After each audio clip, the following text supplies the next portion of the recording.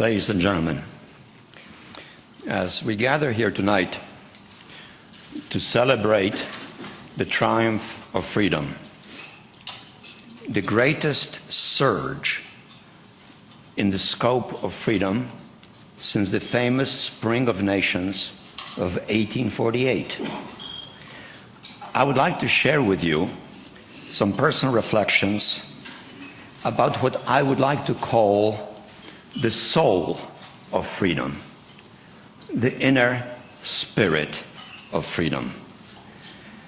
I do so because I'm convinced that the triumph of freedom is derived from the commitment that all of us partook to the notion of reconciliation among peoples while preserving fidelity to historical truth.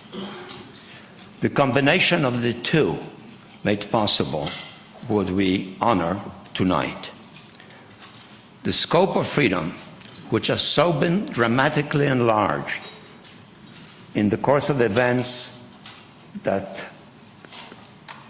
involved ultimately the fall of the wall in 1989, would not have been possible if earlier there hadn't been a sustained effort to promote Franco-German reconciliation after years and decades of conflict. If that hadn't been followed by courageous initiatives to close the enormous gaps between the Germans and the Poles, and to promote a genuine, living, enduring German-Polish reconciliation. If that hadn't been followed subsequently by efforts still in their early stages, but important nonetheless, to promote reconciliation with the Russians, between Americans and Russians, and Europeans and Russians. And that reconciliation, in turn, would not have been possible if it hadn't been based on fidelity to historical truth. The necessity of courageously confronting the crimes of the past, the injustices of the past, the suffering inflicted on millions in our common history. That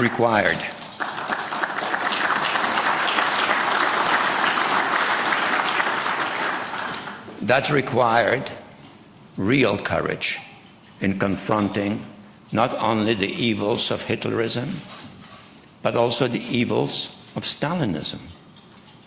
And I have to say that just in the last week or so, I was enormously gratified and encouraged to read a very strong statement on that subject by President Medvedev.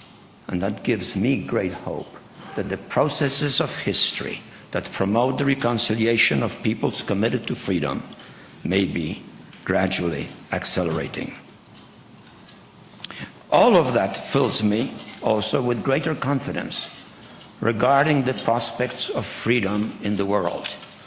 Our conference is entitled Freedom's Challenge, but I do feel strongly that we live in an age in which freedom is, in fact, the destiny of the future. We live in an age in which, for the first time in all of human history, the vast majority of mankind is politically awakened. I emphasize that, politically awakened. Not until the beginnings of the French Revolution did most of societies have political awareness. And what started in the French Revolution took 200 more years to become a worldwide phenomenon. Today, all of the world, almost, is politically awakened. And the only destiny for the world to live in peace is if that world turns its back on history of conflict, on national animosities, is true to the genuine communality of human aspirations, and builds an international system on that basis. I believe that is the challenge and that is the opportunity of this century. And what has happened in Europe in recent history is a giant step in that direction. Thank you.